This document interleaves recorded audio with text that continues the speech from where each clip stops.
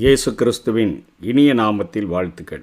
இந்த நாளிலும் லூக்கா எழுதின சுவிசேஷம் 8வது அதிகாரம் 16ஆம் வசனம், 17ஆம் வசனம், 18ஆம் வசனம். இதே பகுதியை மத்தேயு 5ஆம் அதிகாரம் 14, 15, 16 பார்க்க முடியும். லூக்கா 11ஆம் அதிகாரம் 34வது வசனத்திலும் இயேசு இந்த காரியத்தை குறிப்பிடுகிறார். ஒருவனும் விளக்கை கொளுத்தி அதை ஒரு பாத்திரத்தினாலே மூடவும் மாட்டான், கட்டினின் கீழே வைக்கவும் மாட்டான். உள்ளே பிரவேசிக்கிறவர்கள் அதன் வெளிச்சத்தை காணும்படிக்கு அதை விளக்கு தண்டின் மேல் வைப்பான். வெளியரங்கமாகாத இரகசியமும் இல்லை, அறியப்பட்டு வெளிக்கு வராத மறைபொருளும் இல்லை. ஆதலால் நீங்கள் கேட்கிற விதத்தை குறித்து கவனியுங்கள்.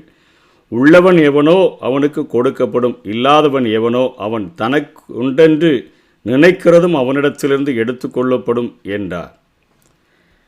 இதே காரியத்தை லூக்கா 11ஆம் அதிகாரம் 33 சொல்லும்பொழுது, ஒருவனும் விளக்கை கொளுத்தி மறைவிடத்திலாவது மரக்காலின் கீழேயாவது வைக்காமல் உள்ளே வருகிறவர்கள் வெளிச்சம் காணும்படி அதை விளக்கு தண்டின் மேல் வைப்பான் என்று சொல்லி மத்தேயிலும் மரக்கால் என்று குறிப்பிடுகிறார். மரக்காலின் கீழே விளக்கு அல்லது பாத்திரத்தின் கீழ் விளக்கு அல்லது கட்டிலின் கீழே விளக்கு என்கிற தலைப்பின் கீழாக இந்த செய்தியை நாம் கற்றுக்கொள்ள முடியும்.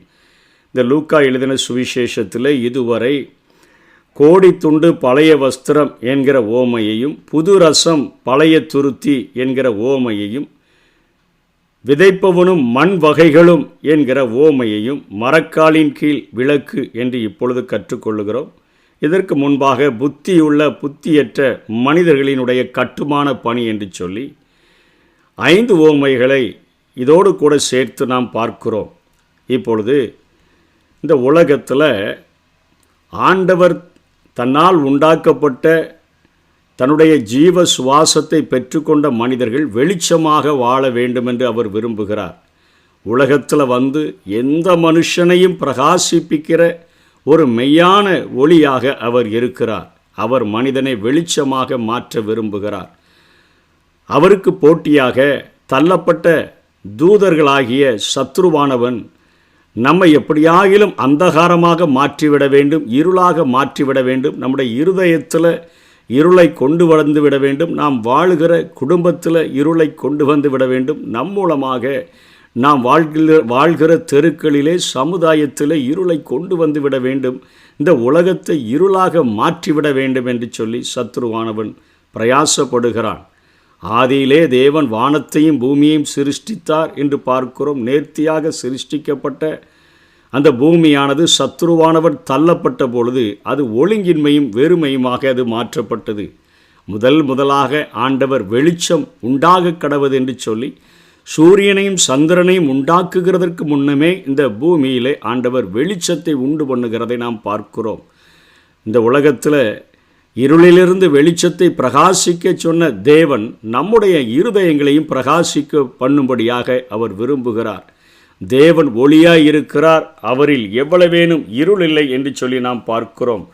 அதனைப் போல ஆண்டவராகிய இயேசு கிறிஸ்துவும் இந்த உலகத்திலே வாழ்ந்த பொழுது அவரும் ஒளியின் காரியங்களை குறித்து அவர் பேசுகிறார். யோவான் 8ஆம் அதிகாரத்தில் 12ஆம் வசனத்திலும் அதே போல 9ஆம் அதிகாரத்திலும் இயேசு கிறிஸ்து தன்னை குறித்து சொல்லுகிறார். 8ஆம் அதிகாரம் 12வது வசனத்தில் மறுபடியும் இயேசு ஜனங்களை நோக்கி, நான் உலகத்திற்கு ஒளியாய் இருக்கிறேன், என்னை பின்பற்றுகிறவன் இருளிலே நடவாமல் ஜீவ ஒளியை அடைந்திருப்பான் என்றார் என்று சொல்லி பார்க்கிறோம். அதனைத் தொடர்ந்து 9ஆம் அதிகாரம் 5ஆம் வசனத்திலும் நான் உலகத்தில் இருக்கையில் உலகத்திற்கு ஒளியாய் இருக்கிறேன் என்று இயேசு சொல்லுகிறதை பார்க்கிறோம்.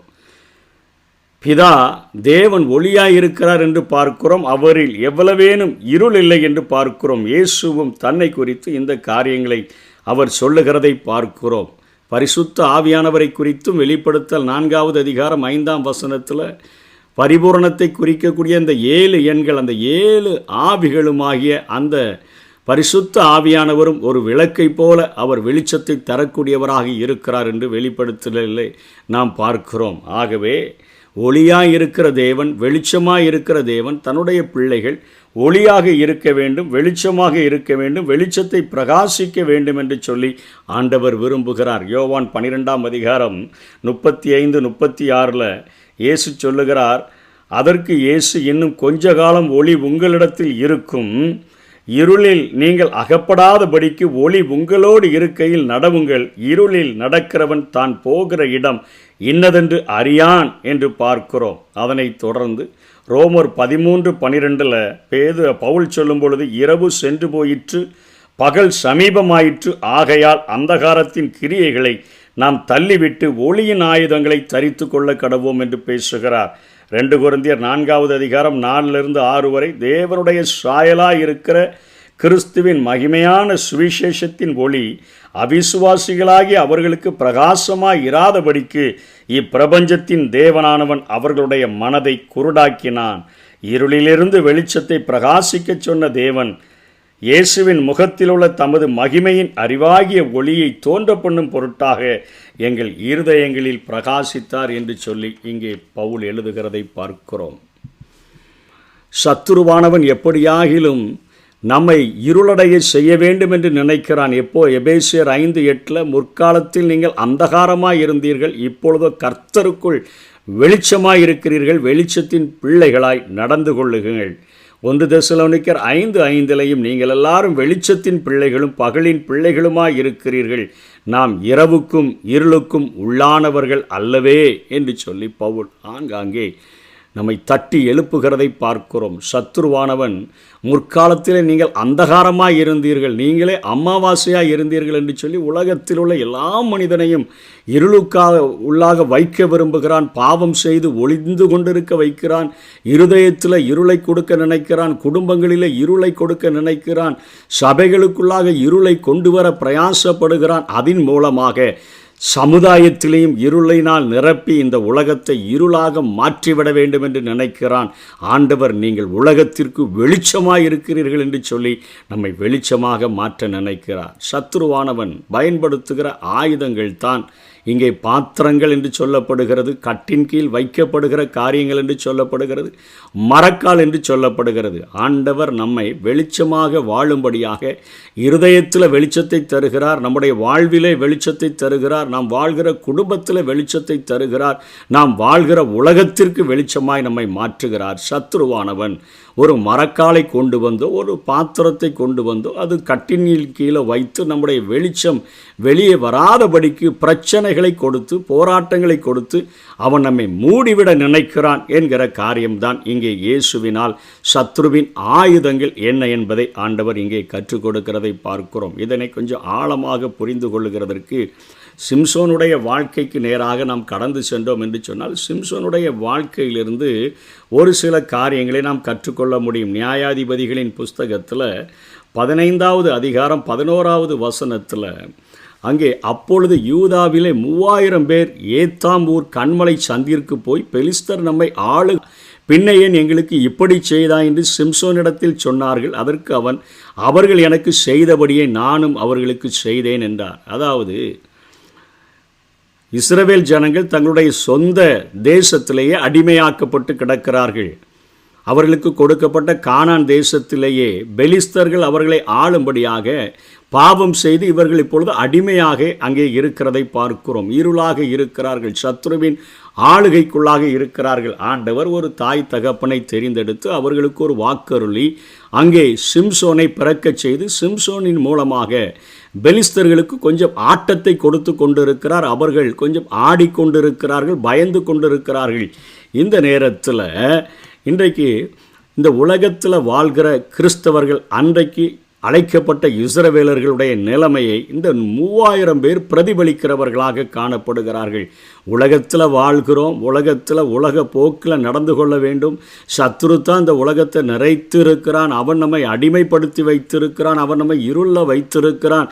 ஆகவே உணர்ச்சியற்றவர்களாக நம்ம என்னென்ன நடக்குதோ, நம்முடைய தலையில் என்ன எழுதியிருக்குதோ அப்படியே தான் நடக்கும். ஆண்டவர் உலகத்தில் இருப்பவனை பார்க்கிலும் நம்மில் இருப்பவர் பெரியவர் என்கிற விசுவாசம் செத்து போனபடியினால இவர்கள் என்ன பேசுகிறார்கள், பெலிஸ்தர்கள் நம்மை ஆளுகிறார்கள் என்று தெரியாதா? நாம் அடிமைப்பட்டு கிடக்கிறோம். பார்க்கிறோமே. பின்ன ஏன் நீ ஒருவன் மாத்திரம் நீ இந்த காரியங்களை செய்கிறார், அவருடைய வெள்ளாண்மையை கொளுத்தி போட்டு விடுகிறாய், கழுதையினுடைய பச்சை தாடை எலும்பை கொண்டு 1000 பேரை கொன்று குவிக்கிறாயே, அவர்கள் நம்மை ஆண்டு கொண்டிருக்கிறார்களே என்று சொல்லி ஆண்டவருக்காக பிரகாசிக்க நினைக்கிற, ஆண்டவருக்காக ஒளி கொடுக்க நினைக்கிற, ஆண்டவரால் பயன்படுத்துகிற அந்த பாத்திரத்தால் மூடி போடுகிறதற்கு அவர்கள் பிரயாசப்படுகிறதை பார்க்கிறோம். அதனைத் தொடர்ந்து தான் அங்கே பெலிஸ்தர்கள் என்ன காரியத்தை செய்கிறார்கள் என்று சொல்லி பார்த்தார்கள். தெளிலாலை தெரிந்து கொண்டு அவளுடைய வீட்டிற்கு போக்கும் வரத்துமாய் இருந்தபடியினால சிம்சோனுடைய வாழ்க்கையில் அவனை 2-3 காரியங்களை அவர்கள் சோதித்து பார்த்து அதிலே அவன் விளையாட்டாக சொல்லி தப்பித்து விடுகிறான். 4வது காரியத்தில் அவனுடைய வெளிச்சம் அது மாறிப்போனதை பார்க்கிறோம். அவனுடைய கண்கள் பிடுங்கப்பட்டு குருடாக்கப்பட்டு அவன் மாறிப்போனதை பார்க்கிறோம். ஒரு சரீரத்தினுடைய விளக்கு அவனுடைய கண்களே. உன் கண் வெளிச்சமாக இருந்தால் உன் சரீரம் முழுவதும் வெளிச்சமாக இருக்கும். உன் கண் இருளாயிருந்தால் உன் சரீரம் முழுவதும் இருளாயிருக்கும் என்று சொல்லப்படுகிறதே. இவன் அந்த தெளிலால் கேட்கிறார், நான் உன்னை பலட்சியமாக்குவதற்கு என்ன செய்ய வேண்டும், வீக்காக்குகிறதற்கு, உன்னை பலவீனப்படுத்துகிறதற்கு நான் என்ன செய்ய வேண்டும் என்று சொல்லி அங்கே பெலிஸ்தர்கள் இவளிடத்தில் கூலி பேசிவிட்டார்கள். ஆகவே இவள் எப்படியாகிலும் அவனுடைய மகாபலம் எதனால் உண்டாயிருக்கிறது என்று அவள் கண்டுபிடித்து கொடுத்து விட்டால் நாங்கள் ஒவ்வொருவரும் 1100 வெள்ளிக்காசு உனக்கு கொடுப்போம் என்றார்கள். அதனால் இப்போ இவளுக்கு நிறைய பணம் கிடைக்க போகுதுன்னு நினச்சிட்டு இவனுடைய வெளிச்சத்தை மூடுகிறதற்கு அவள் பிரயாசப்படுகிறதை பார்க்கிறோம். அதற்கு முதலாக அவன் சொல்லுகிறான், பச்சையான 7 அகனி நார் கயிறுகளினால நீ என்னை கட்டினால் போதும் என்று சொல்லி 16ஆம் அதிகாரம் 8ஆம் வசனத்தில் சொல்கிறான். அகனி நார் கயிறுகள் எதில் செஞ்சாங்கன்னு சொன்னால் வில்லுகளின் நுனிகளிலே மாட்டப்படக்கூடிய இந்த நரம்பு போன்ற காரியமானது, இந்த நரம்பானது விலங்குகளின் இரத்த நாளங்களிலிருந்து இவைகள் எடுக்கப்பட்டன, அல்லது மரித்து போன மனிதர்களுடைய உடம்பிலிருந்து எடுக்கப்பட்ட அந்த நரம்புகள் அது அத்தனையாக ஃப்ளெக்சிபிளாக அது உபயோகப்படுத்துகிறதற்கு உதவுகிறபடினாலே சீக்கிரமாக அருந்து போகாத நிலைமையில் இருக்கிறபடினாலே அவைகளினால் என்னை கட்டினால் நான் பலட்சியமாகி மற்ற மனிதர்களைப் போல ஆவேன். நான் எக்ஸ்ட்ராடினரி மனிதனாக ஆண்டவரால் மாற்றப்பட்டிருக்கிறேன். என்னை நீ பலட்சியமாகி வீக்காக்கி சாதாரண உங்களைப் போல மனிதர்களாக மாற்றுகிறதற்கு 7 அகனினார் கயிறுகளினால் கட்டினால் போதும். இது எதை குறிக்கிறது? நம்முடைய உறவுகள் ஆண்டவருக்காக நாம் பிரயாசப்பட முடியாதபடி நம்மோடு கூட போராடி ஆண்டவரிடத்தில் நாம் வெளிச்சமாக இராதபடி ஆண்டவர் அழைத்த அழைப்பை நம்முடைய வாழ்க்கையில் நிறைவேற்ற முடியாதபடி அநேக தடைகளை கொடுத்து பாத்திரத்தை போன்ற அல்லது மரக்காலை போன்ற காரியங்களை கொண்டு நம்மை மூடி போடக்கூடிய சூழ்நிலைகள் உருவாகலாம். இது 7 அகனினார் கயிர்கள் என்பது உறவுகளை குறிக்கக்கூடியதாக இருக்கிறது. ஆண்டவர் என்று ஓடுகிறாய், என்னத்தை கண்டாய் என்று சொல்லி பேசுகிற அநேக வார்த்தைகள் நம்மை சோர்வடைய செய்து ஆண்டவருக்காக இந்த உலகத்திற்கு வெளிச்சமாய் மாற்றப்பட்ட நம்முடைய வாழ்க்கை அது விளக்கு தண்டிலிருந்து எடுத்து போடக்கூடிய ஒரு சூழ்நிலை உருவாகக்கூடும். அதனைத் தொடர்ந்து 11ஆம் வசனத்தில் சொல்லுகிறான், புது கயிறுகளினால் கட்டினால் நான் பலட்சியமாகி மற்ற மனுஷனைப் போல ஆவேன் என்று சொல்லுகிறான். புது கயிறுகள் என்பது இன்றைக்கு வந்திருக்கிற மாடர்ன் வேர்ல்டில் நம் கைகளில் இருக்கக்கூடிய கைபேசியே அது ஒரு நவீன விக்கிரகத்தை போல செயல்படக்கூடியதாக இருக்கிறது. நாம் பயன்படுத்தக்கூடிய லேப்டாப், மடி கணனி என்று சொல்லுகிறோமே, இப்படிப்பட்ட புதுமைகள் அநேக நேரங்களிலே ஆண்டவருடைய பாதத்தில் அமர்ந்து வேத வசனங்களை கற்றுக்கொள்ள முடியாதபடிக்கு அது நம்முடைய வாழ்க்கையை அணைத்து போடக்கூடியதாக இருக்கிறது. தேவன் அவர் என் வாழ்க்கையில் விளக்காயிருக்கிறார், அவரே என் வாழ்க்கையில் வெளிச்சத்தை ஏற்றக்கூடியவராய் இருக்கிறார் என்று சொல்லியெல்லாம் சங்கீதக்காரன் சொல்லுகிறான். நீதிமொழிகள் 6:23 கட்டளையே விளக்கு, வேதமே வெளிச்சம் என்று சொல்லப்படுகிறது. சங்கீதம் 119, 105 கர்த்தருடைய வசனம் என் கால்களுக்கு தீபமும் என் பாதைக்கு வெளிச்சமுமாய் இருக்கிறது என்று சொல்லப்படுகிறது.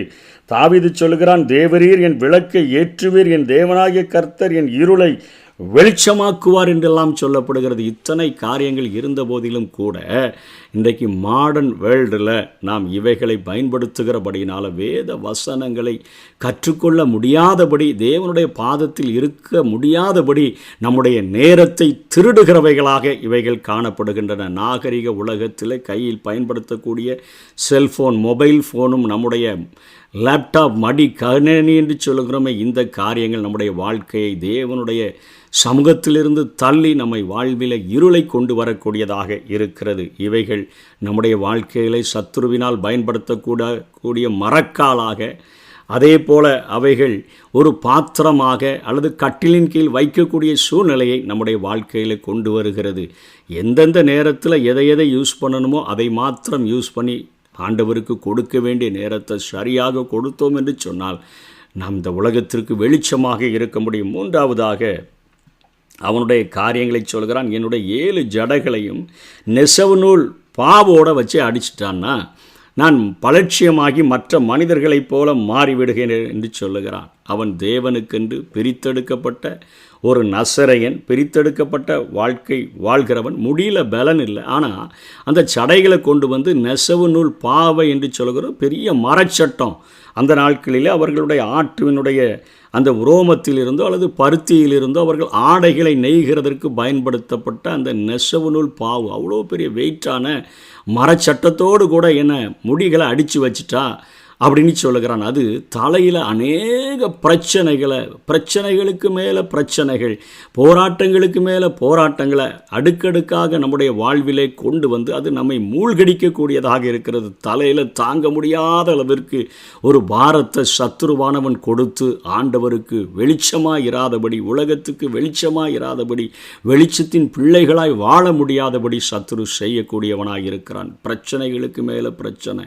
ஆண்டவருடைய ஊழியத்தை செய்கிறேன், ஆண்டவருக்காக பணி செய்கிறேன், ஆண்டவருக்காக அத்தனையாய் நேசித்து அவருடைய சன்னிதானத்தில் நிற்கிறேன் என்று சொல்லுகிற அநேகருடைய வாழ்க்கையில் தாங்க முடியாத அளவிற்கு தலையில் அத்தனை குடைச்சலை கொடுத்து, தலையில் அத்தனை பாரத்தை சுமத்தி அவர்களுடைய வெளிச்சத்தை இருளாக்க சத்துரு இன்றைக்கும் கொஞ்ச காலம் உண்டென்று போராடுகிற காரியத்தை நாம் பார்க்கிறோம்.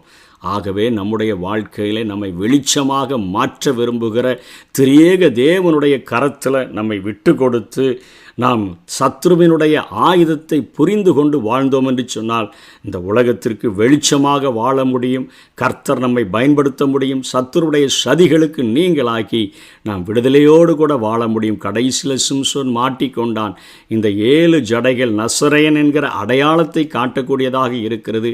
பிறந்தது முதல் கிறிஸ்துவுக்கென்று பிரித்தெடுக்கப்பட்ட ஒரு வாழ்க்கை வாழுகிறேன், கிறிஸ்துவோடு கூட ஒரு ஐக்கியத்தை வைத்திருக்கிறேன், ஆவியானவர் என்மேல் தங்கி இருக்கிறார், அவரை கொண்டுதான் நான் பலத்த காரியங்களை செய்கிறேன், அசாதாரணமான மனிதராய் வாழ்கிறேன். ஆனால் சத்துருவானவன் அந்த அடையாளத்தை அங்கே சிம்சோனிலிருந்து எடுத்த பொழுது அவன் பலட்சியமாகி சாதாரண மனிதனைப் போல மாறிவிட்டான். வெளிச்சமாக எக்ஸ்ட்ராடினரி மேனாக ஆண்டவர் இந்த உலகத்தில் நாம் வாழ வேண்டும் என்று விரும்புகிறார்.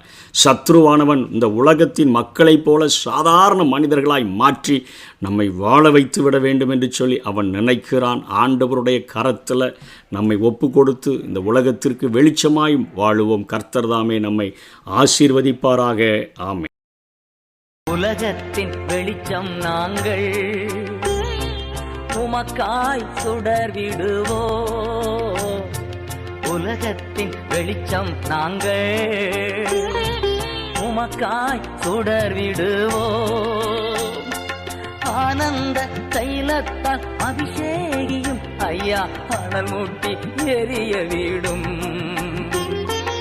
ஆனந்த தைலத்தால் அபிஷேகியும் ஐயா அனல் மூட்டி எரிய விடும்.